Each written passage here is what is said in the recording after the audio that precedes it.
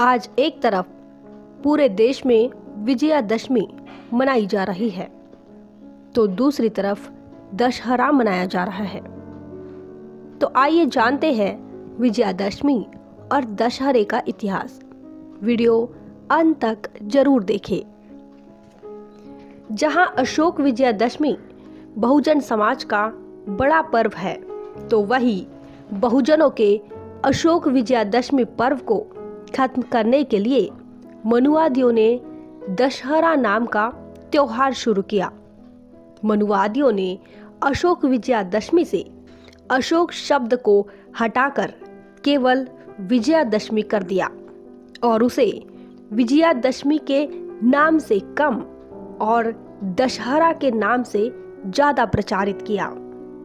इतिहास गवाह है कि सम्राट अशोक ने कलिंग युद्ध के बाद बौद्ध धर्म का स्वीकार किया और क्रोध पर विजय प्राप्ति के प्रतीक स्वरूप विजयदशमी की नींव डाली।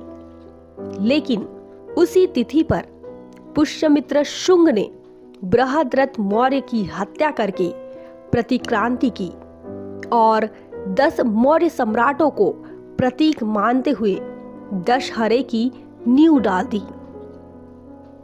यही नहीं, शुंग की प्रतिक्रांति को आगे बढ़ाने के उद्देश्य से मनुवादियों ने उसी तिथि पर 1925 में आरएसएस की स्थापना की, जबकि डॉक्टर बाबा साहब अम्बेडकर ने भी तथागत गौतम बुद्ध और सम्राट अशोक की धम्म क्रांति को आगे बढ़ाने के उद्देश्य से उसी तिथि पर 1956 में धर्म परिवर्तन किया।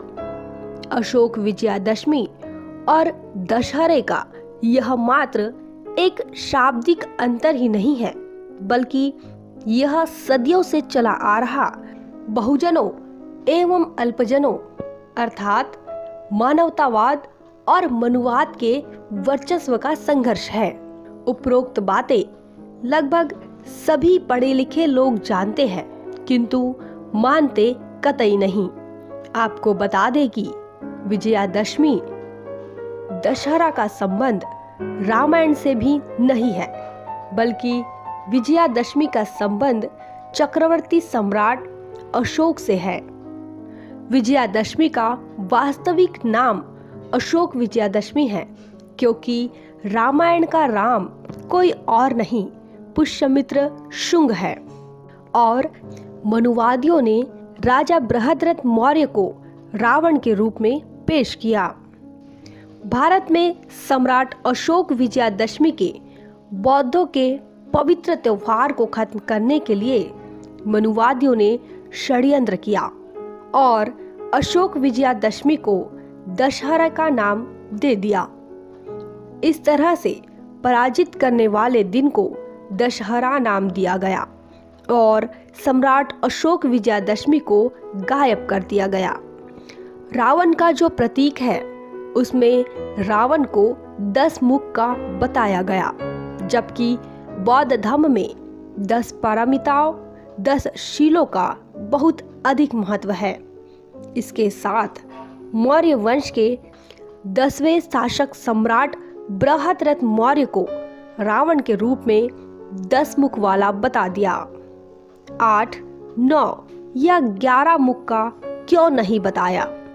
यही कारण है कि सम्राट अशोक विजयादशमी के त्योहार को समाप्त करने के लिए आर्यों ने दशहरा नामक त्योहार शुरू किया। आर्यों के इस षड्यंत्र को डॉक्टर बाबा साहब अम्बेडकर खत्म करना चाहते थे और इसीलिए उन्होंने सोच समझकर योजना बनाई। 1956 में अशोक विजयादशमी के दिन धम्म दीक्षा ली। 1956 में जिस दिन अशोक विजयादशमी के 2500 साल पूरे हो रहे थे, उसी दिन 14 अक्टूबर था। यानी 1956 में 14 अक्टूबर को 2500वीं सम्राट अशोक विजयादशमी आ रही थी। इसीलिए बाबा साहब ने उस दिन को निर्धारित किया और लाखों अनुयायियों के साथ धम्म दीक्षा ली। इसके बाद लोगों को पता चला कि बाबा साहब ने जो 14 अक्टूबर 1956 को धम्म दीक्षा ली, वह सम्राट अशोक विजयादशमी के साथ जुड़ा हुआ है। इसका मतलब यह कतई नहीं है कि डॉक्टर बाबा साहब अम्बेडकर जी ने 14 अक्टूबर को ध्यान में रखकर धम्म दीक्षा ली, बल्कि 1956 में अशोक विजयादशमी के 2500वें साल को ध्यान में रखते हुए धम्म दीक्षा ली और बहुजनों की विरासत को पुनः जीवित कर उसे बड़े पैमाने पर खड़ा कर दिया। यह इतिहास मान्यवर कांशीराम जी ने बहुजन समाज तक पहुंचाने का काम आजीवन किया और बहुजन समाज को जागरूक किया। उन्होंने कहा कि अगर बहुजनों के प्रेरणादायी इतिहास को जिंदा रखना है तो हमें इस देश का शासक बनना होगा। सत्ता की मास्टर चाबी हाथों में लेनी होगी।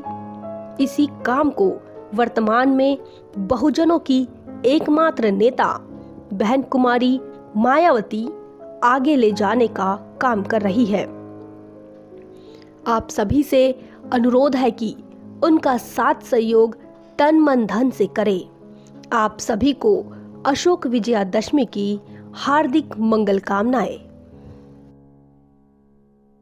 बहुजन विचारधारा को घर घर तक पहुंचाने के लिए हमारे YouTube चैनल को सब्सक्राइब करें, लाइक करें, कमेंट करें, शेयर करें और बेल आइकन की घंटी दबाना ना भूलें।